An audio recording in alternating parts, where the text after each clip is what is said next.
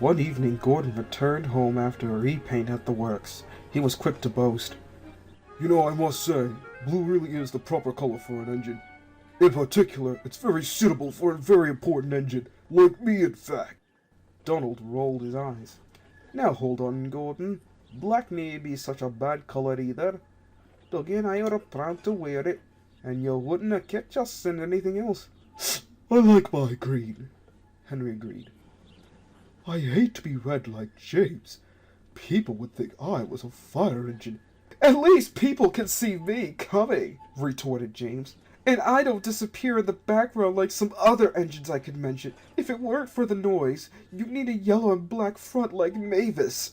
Henry's protests were drowned in the laughter of the other engines, and he went to sleep wondering how to pay James out.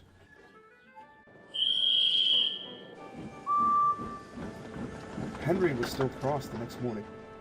What could be wrong? What could be wrong? Wondered the coaches, anxiously as Henry pulled away noisily from the station. Do come along, do come along, Henry snorted impatiently. He had a fast run, but it didn't improve Henry's temper.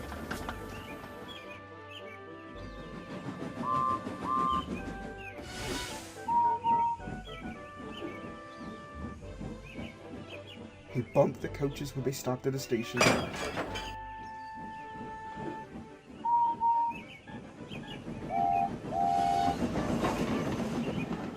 And again when they started. No one noticed a rattle from beneath Henry's footplate as he snorted away.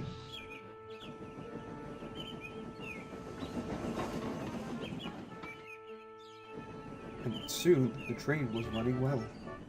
Hurry, hurry, hurry! Faster and faster they went. At last, Henry began to feel better. Suddenly he heard a crack from below his cab. "Look out!" shouted the driver. He applied the brakes while the fireman scrambled across to the footplate. He was just in time. Both men watched in horror as a widening gap opened between Henry and his tender. Henry stopped as soon as he could.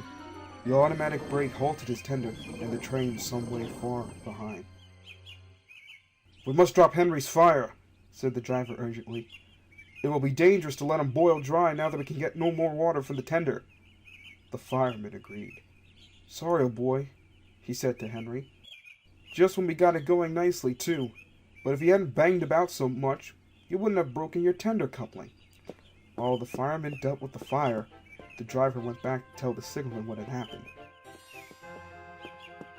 When he returned, he found Henry completely hidden in a huge cloud of black smoke, which billowed from beneath his cab. The fireman emerged, choking. "Henry's fire set the sleepers alight," he spluttered. "You stay here. I'm going to phone the fire brigade." Henry's driver eased Henry clear of the fire.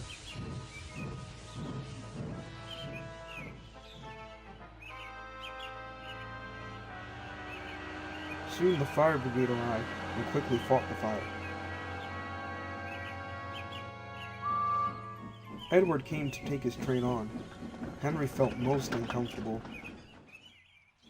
Work had made Henry a temporary coupling. They rejoined him to his tender, and his driver and fireman lit a new fire and drove him gently home.